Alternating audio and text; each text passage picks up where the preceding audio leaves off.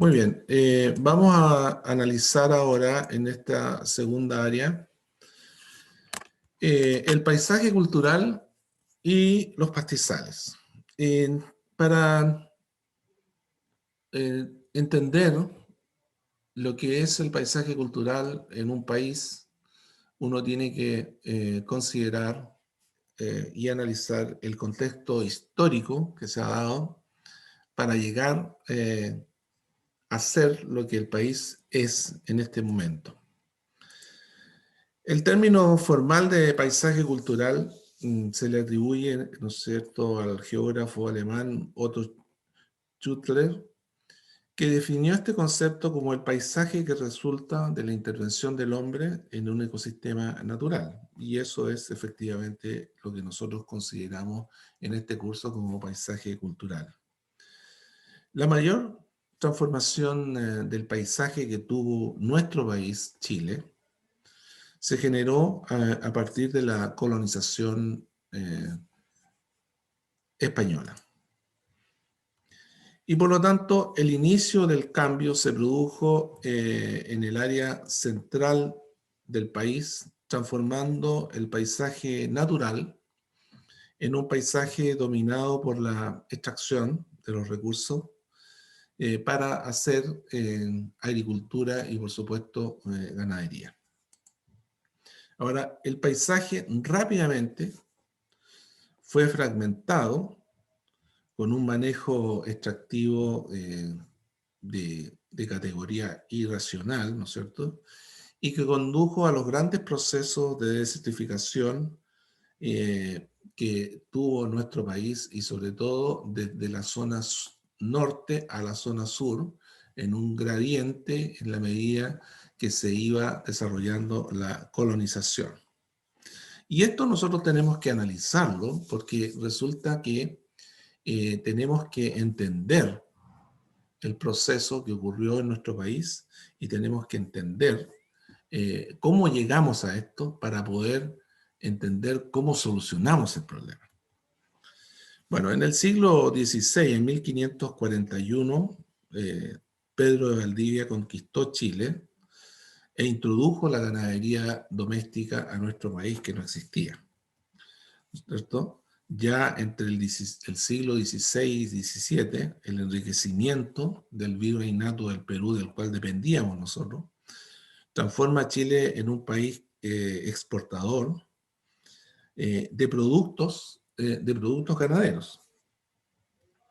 Y en el siglo XIX, ya en 1845, estando ya independizados, digamos, de España, se promulga la primera ley de colonización en nuestro país para incentivar el poblamiento del territorio que hasta entonces solo estaba ocupado entre Copiapó y Concepción por población no indígena, digamos. Entonces, ya en este mismo siglo, llega a Chile un grupo reducido de alemanes que se establece en la localidad, en una localidad cerca de la Unión, en la zona sur. Y en 1850 se ubica Vicente Pérez Rosales como un agente colonizador con el objetivo de incentivar la venida de colonos al sur de nuestro país. Ya entre el 83 y el 87 de ese siglo, arriban 1.750 familias de origen alemán, suizo y francés, que se establecieron en diferentes localidades de la provincia de Malleco y de Cautín. Ya en el 54, en el Golfo de Arauco, se desarrolla la minería del carbón en Lota y Coronel, y donde se establecieron los empresarios Cauciño y Schwager, entre otros, digamos, importantes empresarios en esa época. Y en el 80 se inicia la explotación de las minas de salitre, que Chile gana después de la Guerra del Pacífico a Perú y Bolivia, e incorpora las provincias de Tarapacá y Antofagasta. Entonces, en el siglo XIX, los colonos y acaudalados empresarios de la minería del salitre y carbón empiezan a intervenir, y aquí viene lo que nos compete a nosotros, empiezan a intervenir los bosques para hacer agricultura, ganadería y producir energía. Ya en el siglo XX, en la región sur, se empiezan a desarrollar las primeras empresas lácteas de importancia, y ahí nace en el 1942 en Loncoche, Loncoleche, en 1949 en La Unión, la Colum, y en 1960 en Temuco, la Copalca. Y el aporte de la región se fue incrementando, el aporte en la producción ganadera se fue incrementando respecto al total del país. Entre 1930 y 1960, el país y la región sur desarrollan los grandes proyectos ganaderos. Los ganaderos desarrollan sistemas pastoriles combinados con la conservación de forraje, y el Estado de Chile elabora importantes programas de desarrollo ganadero, como el Plan Ganadero Sur, el Plan Chillán y el Plan Pastoleche. Todos estos programas, financiados por el Estado, consideraban un sistema pastoril de producción de leche estacional, y donde muchos de los técnicos, ingenieros agrónomos, veterinarios relacionados con la ganadería, se fueron a capacitar al extranjero y principalmente a Nueva Zelanda.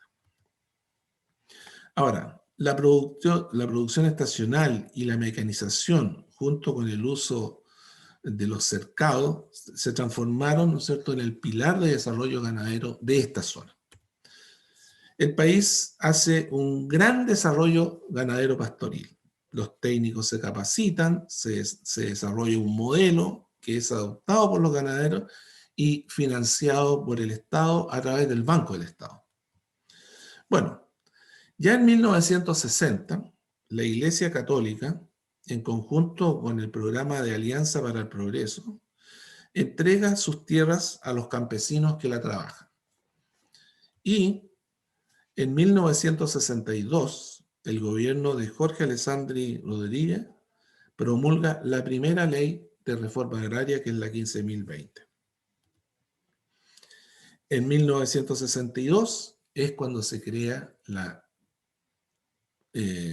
CORA e INDAP, instituciones claves en el avance reformista de la época.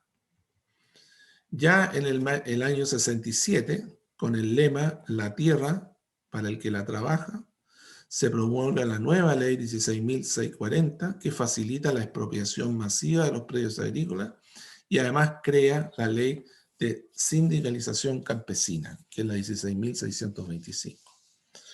Pues bien, en 1974 se inicia una nueva etapa y los productores desarrollan programas de inversión ganaderos mixtos, pastoriles y estabulados en el área de la producción de leche y carne bovina, y en 1982 se crea los grupos de transferencia tecnológica, cuyo objetivo primordial era incorporar mayores conocimientos a los agricultores, generando una vinculación entre ellos y las fuentes creadoras de tecnología, principalmente las universidades y los institutos de investigación. En 1993 se promulga la ley indígena, que genera una modificación importante en el paisaje regional, y podemos decir que hoy, en menos de 500 años, el país ha sufrido profundas transformaciones y ha evolucionado hacia estados de mala condición debido a lo que a mí entender me parece la mantención de una política equivocada, en el cual siempre se privilegió el crecimiento por sobre el desarrollo. La cultura del hambre ha conducido a esta sociedad a desarrollar un sistema que sigue hasta el día de hoy funcionando, que es socializar los costos y privatizar los ingresos sin medir lo que este pensamiento trae como consecuencia final, la desertificación del país. Y es por eso que yo les he mostrado este pequeño resumen del contexto histórico por el cual nosotros estamos aquí y hemos modificado el paisaje. Y lo hemos modificado en todas las zonas de pastizales de Chile. Lo hemos modificado, como se puede observar aquí, en la provincia del Tamarugal, en la región de Tarapacá, en el oasis de Pica, donde la producción, que antiguamente era una producción de alfalfa, hoy día es una producción principalmente de producción de semillas de hortalizas, principalmente tomate, como ustedes pueden ver ahí. Y la gran modificación, el gran proceso de desertificación que vivió la zona de serranías de nuestro país, que es la región de Coquimbo, con el desarrollo de la minería del norte, del salitre, principalmente del salitre. Nadie podría creer de que este paisaje actual era bosque, era un bosque. Nadie podría haberlo creído, pero sí efectivamente era un bosque.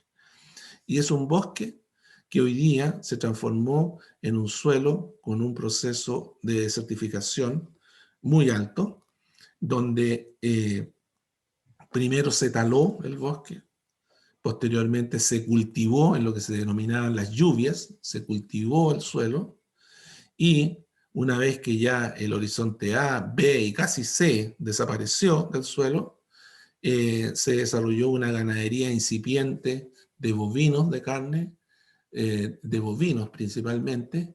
Después vinieron los ovinos y hoy día, como última opción, y dada su rusticidad, están los caprinos.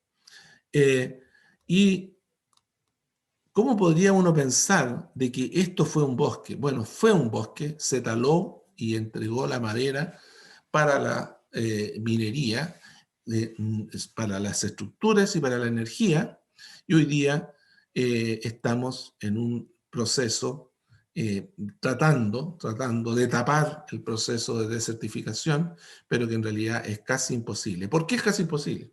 Porque básicamente en esta área del país, hay un tema social importante, que los propietarios de la tierra son las comunidades agrícolas de la región de Coquimbo, de la cuarta región, y estas comunidades agrícolas, ¿cómo se formaron? Tiene un contexto histórico, por eso uno tiene que comprender esta situación. Y el contexto histórico es que se formaron a través de la entrega del virreinato del Perú, se le entregaba a los guerreros españoles que más avanzaban en la conquista del país, se le entregaba una merced de tierra, que eran 60.000, 120.000, 140.000 hectáreas. Y esa era indivisible. Y por lo tanto, esa tierra indivisible, que es hasta el día de hoy indivisible, como comunidad, fue creciendo la familia, se fueron produciendo asentamientos humanos de los descendientes de este guerrero español y que usaban el suelo en la forma que ya hemos conversado, que es socializar el gasto, uso el suelo, pero lo que saco de ese suelo es para mí y privatizo el ingreso. Entonces, bajo esa condición, no hay mantención, no hay aporte a la mantención del ecosistema, sino que solamente extracción. Y hasta el día de hoy es igual. Y esto es lo que nosotros tenemos, esto es lo que se ha generado, este es el proceso. No podía entender uno que esto era un bosque y hoy día es una serranía absolutamente desertificada. La zona central, la zona mediterránea, no dista mucho de lo anterior, o sea, dista un poco de lo anterior, pero tenía un concepto distinto, los asentamientos humanos fueron distintos, se generó, tenía una condición que están todos los valles transversales con sus ríos, ¿no es cierto?, y que aportan el agua para el regadío, se desarrollaron los proyectos de riego, pero también en el área de secano, donde no era posible regar, también el bosque fue talado y fue invadido, ¿no es cierto?, por esta especie que es la Acacia caven. Entonces, el bosque que era formado por litre, quillay, peumo, boldo, etc., fue desapareciendo, se fue ubicando en las quebradas, aquí, en estas quebradas, nosotros todavía se mantiene como relictus, y se desarrolló esta estepa de Acacia caven que predomina en el secano de la zona mediterránea y que cada vez, ¿no es cierto?, se desertifica más por el uso del el carbón de espino, la leña de espino, etcétera. Digamos, en realidad la intervención sigue existiendo. Y en la zona de transición de Mediterráneo a templado, que es la zona de la Araucanía, donde nosotros estamos ubicados, pasó que el área de Malleco, fue intervenida fuertemente transformándose en el granero de nuestro país, de productor de trigo, y es lo que produjo junto a la región de Coquimbo las dos zonas más desertificadas de Chile, con cárcavas, con erosión de todo tipo, y donde hoy día se pretende tapar esta erosión y esta pérdida de suelo y esta falta, digamos, de manejo de los suelos con la forestación de pino y eucaliptos. Pero la verdad es que la agricultura en la cuenca del Biobío y en la cuenca de Malleco en realidad ha sido atroz la desertificación que ha causado, la agricultura es lo que ha causado eso. Y por supuesto, en la cordillera y en los valles de cordillera como es Lonquimay, que es la fotografía del lado, la desertificación y el paisaje se transformó completamente por una política equivocada de extracción a tal raza de una especie tan importante como es la araucaria, ¿no es cierto? Y que de la cual se desarrolló una maderera muy importante en Curacautín, que hoy día ya no existe, y pero que devastó el bosque de araucaria y lo transformó en palizadas como esta y altamente desertificadas en la zona de Lonquimay. En la región de los lagos la situación es un poco diferente, porque la región de los ríos y de los lagos es un poco diferente, pero también con una fuerte intervención y con un paisaje bastante distinto. La cultura ganadera de los colonos generó una mantención de un paisaje ganadero, pero una intervención del bosque y de los ecosistemas naturales muy fuerte. Como ustedes pueden observar, obviamente esto era bosque de Notofagus y hoy día es un campo ganadero al lado del lago Yanquihue, y esto era un ñadi, ¿no es cierto?, compuesto por las típicas especies del ñadi, y hoy día la intervención muestra aquí, y de hecho se ve claramente la humedad que tiene el ñadi, muestra claramente la intervención para la producción de pasturas, en este caso pasturas de rotación destinadas a la conservación de forraje. Y por lo tanto, aquí hay drenaje, hay fertilidad, hay enmienda, hay input. Y en la zona de Aysén, la quema del bosque ha producido estas palerías o empalizadas, ¿no es cierto?, que hoy día se tratan de agrupar para poder hacer ganadería, para poder hacer ganadería. Y finalmente, en la zona austral, no voy a mostrar los temas insulares porque Isla de Pascua también es un temazo, digamos, de desertificación. Recuerden que en Isla de Pascua el 50% del área de Isla de Pascua está totalmente desertificada, pero voy a llegar al área austral, Magallanes, donde existió, digamos, la empresa ganadera más importante de todos los tiempos, una empresa que tenía 3 millones de hectáreas, ¿no es cierto?, y que era dirigida por una mujer, ¿cierto? Y este lugar fue intervenido y se trajo todo lo que es la ganadería ovina y se desarrolló todo un programa ovino, no solamente en la Patagonia, Sarah Brown, que fue la mujer, ¿no es cierto?, no solamente en la Patagonia chilena, sino que también en la Patagonia argentina. Y hoy día tiene lugares de alta intervención como donde se siembra alfalfa en la zona de la Patagonia, como suplemento, digamos, para el ganado. Y por supuesto, este es el mejor ejemplo y el mayor ejemplo de ordenación del territorio para la ganadería, con todas sus virtudes y sus defectos. Recuerden ustedes que Sarah Brown y Pope fue el sicario, digamos, que se le atribuye el exterminio de los Onas, ¿cierto? Que se alimentaban del guanaco y posteriormente empezaron a matar las ovejas y por lo tanto fueron un peligro para esta sociedad ganadera de Tierra del Fuego.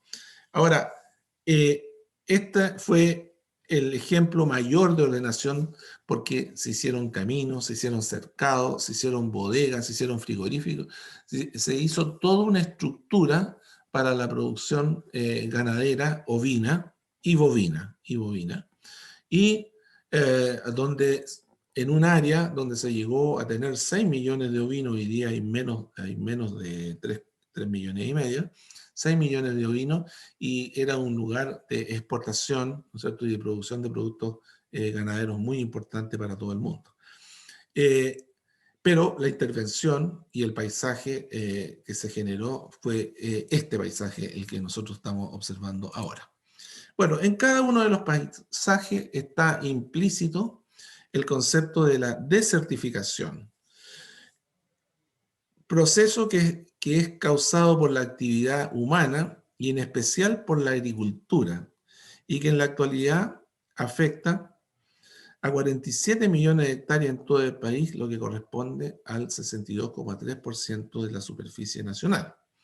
Y si nosotros lo analizamos del punto de vista de las regiones templadas, como es la Araucanía, los ríos y los lagos, podemos ver que la reducción del bosque original, digamos, en la Araucanía llega a un 69%, en los ríos un 48% y en los lagos un 35%. En promedio, un 50% de la reducción del bosque.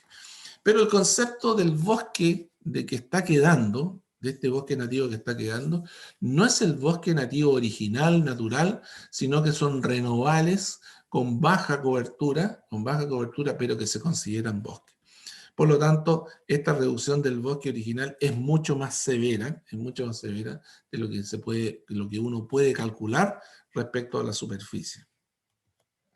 Históricamente, la actuación del hombre en el territorio ha sido siempre hostil y de permanente conflicto con la naturaleza, lo que ha conducido al desarrollo de un paisaje desordenado, de escasa armonía y en muchas ocasiones un paisaje agonizante. Esa es la realidad. Entonces, la actuación del hombre ha generado un paisaje cultural con una condición definida por el estado actual en relación al estado ideal. Entonces, si nosotros vemos las categorías de paisaje cultural que hay en la región, encontramos paisajes que son bastante armónicos, otros que son estresados, totalmente estresados, otros que son agonizantes, otro que es cimarrón, ¿no es cierto? Y un paisaje relictual que intenta recuperarse.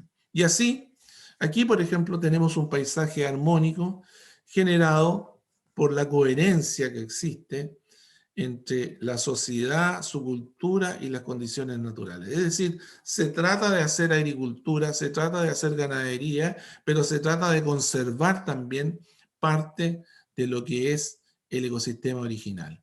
Ahora, hay que tener en cuenta una cosa. La diferencia que existe entre nuestro país y Europa es que nosotros como país, conocemos el ecosistema natural. Es decir, sabemos cuál es el ecosistema natural porque somos muy juveniles en la intervención. Tenemos 500 años de intervención. En cambio, Europa, que tiene más de 1000 años de intervención o 2000 años de intervención, no conoce su ecosistema original. Y esa es una gran ventaja para nosotros porque nosotros podemos recuperar nuestro paisaje original y mantenerlo en una armonía con los requerimientos de la sociedad. Este es un paisaje estresado, donde la intensidad del uso es mayor a la capacidad receptiva, ¿no es cierto? A la presión constante que está deteriorando el paisaje. Este es un ataque, por ejemplo, de insectos del suelo, ¿no? De insectos del suelo, que estresa a este ecosistema y que habitualmente se establece una nueva pastura y dentro de esa pastura, ¿no es cierto?, no es capaz de soportar porque en realidad se exacerban las plagas producto del desequilibrio que se ha producido en este ecosistema. Este es un paisaje que está agonizando, que avanza, en un estado avanzado de deterioro y que muestra la historia, digamos, los árboles que fueron en alguna vez participantes de este ecosistema, y el paisaje cimarrón que tiende a regresar a su estado original luego que ha sido muy artificializado, pero que en realidad no lo logra hacer. Y el relictual que conserva parte del ecosistema original, pero se inserta dentro de un paisaje cultural intervenido. intervenido. Bien, lo anterior nos muestra, las fotografías anteriores, nosotros nos muestra que la desertificación es un proceso que ha afectado a todas las zonas del país con diferentes grados y que es consecuencia de los 5 siglos en los cuales se ha hecho la intervención de la naturaleza en nuestro país para producir agricultura. Para producir agricultura. La intervención de los ecosistemas, la disminución de la diversidad y la pérdida de la estabilidad y resiliencia es preocupación de todos los actores de la sociedad. Y ustedes lo ven, la fuerte presión que existe a nivel comunicacional para poder intervenir sobre las intervenciones que ha hecho el hombre.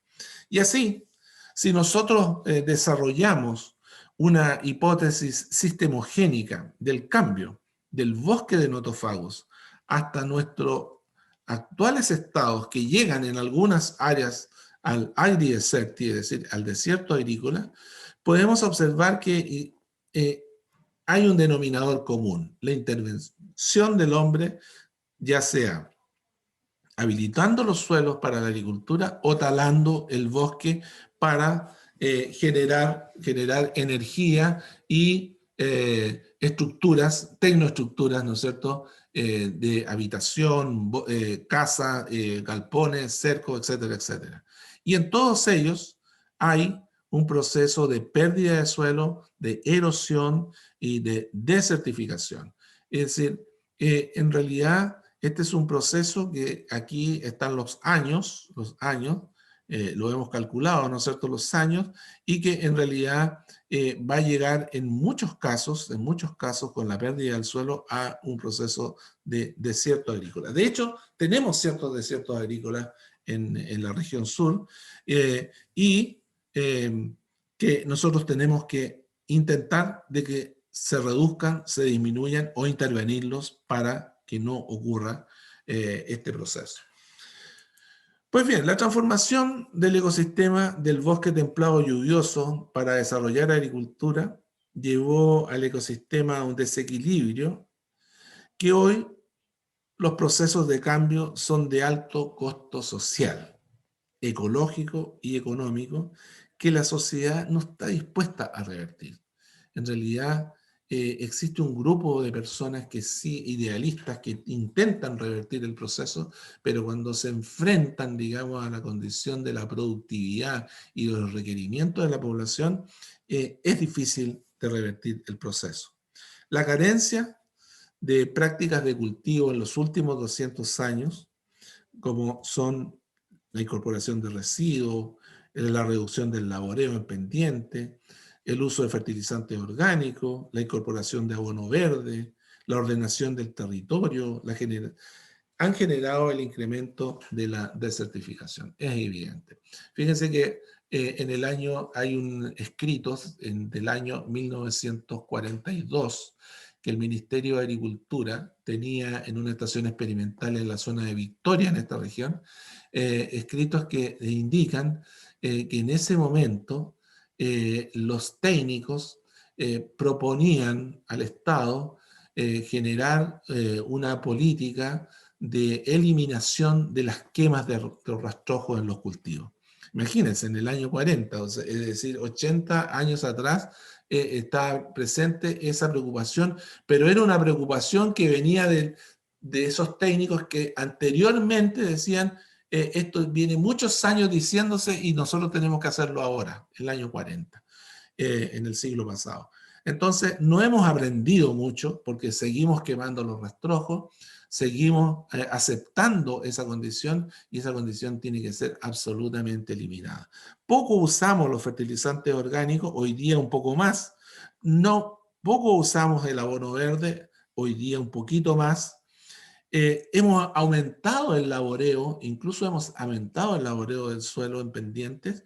Imagínense ustedes lo que está sucediendo con toda la fruticultura en la zona central y principalmente los paltos en la zona central, que son plantados a favor de la pendiente y con camellones a favor de la pendiente. Bueno, todo eso ha generado un proceso de desertificación que siempre avanza de norte a sur y que en realidad el epicentro en nuestra región es Mayeco. El desarrollo de la agricultura extractiva en 500 años ha causado pérdidas de equilibrio, forjando procesos de erosión de alta magnitud y produciendo un paisaje que es bastante monotemático, de baja diversidad y estabilidad. Los desequilibrios tienen su origen en el desarrollo económico, que buscan la maximizar el beneficio como fin primordial con predominio del interés privado por sobre el interés público. Y la expansión de la agricultura en el ecosistema del bosque generó cambios que los habitantes originales de nuestra región y de nuestro país jamás podrían haber imaginado. Transformó los equilibrios en desequilibrios y la estabilidad en fragilidad. Eso es lo que nos ha pasado. Entonces los cambios deben ser siempre con una mirada futura, pero sin olvidar el pasado. Y por eso yo les menciono a ustedes el contexto histórico, porque uno no debe olvidar nunca, nunca debe olvidar lo que sucedió en nuestra región, en nuestro país, bueno, en la región sur, en toda Sudamérica, con distintos años, con distintos grados de intervención, pero es lo mismo.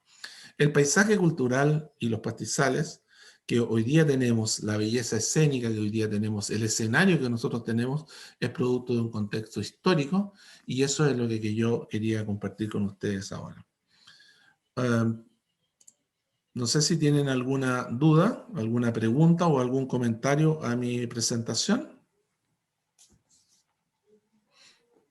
Yo quería comentar un poco, profe, o sea, me gustó caleta, o sea, mucho, mucho la presentación porque hace relacionar todo lo que se vive acá en Chile. Por ejemplo, acá en la Araucanía, el mismo conflicto que hay en Mayeco por las mismas forestales para tomar territorio, para tener más hectáreas de plantación.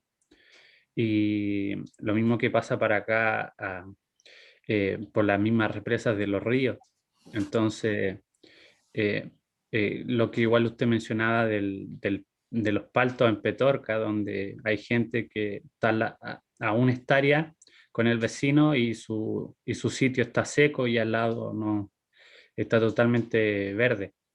Entonces, es bueno, o sea, es bueno ser como parte de ser científico para ayudar hasta tanto a la industria o servir como base para los estatutos que se vayan haciendo a futuro.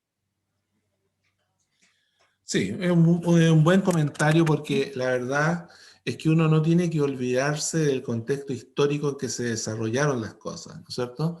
La intervención de los territorios tiene una historia, tiene una historia. Y esa historia está dada, ¿no es cierto?, por una sociedad que ha sido intervencionista y que en realidad no ha pensado en los recursos naturales, en la mantención y en la estabilidad de los ecosistemas. Recuerden ustedes que en el año 1900, los políticos de la época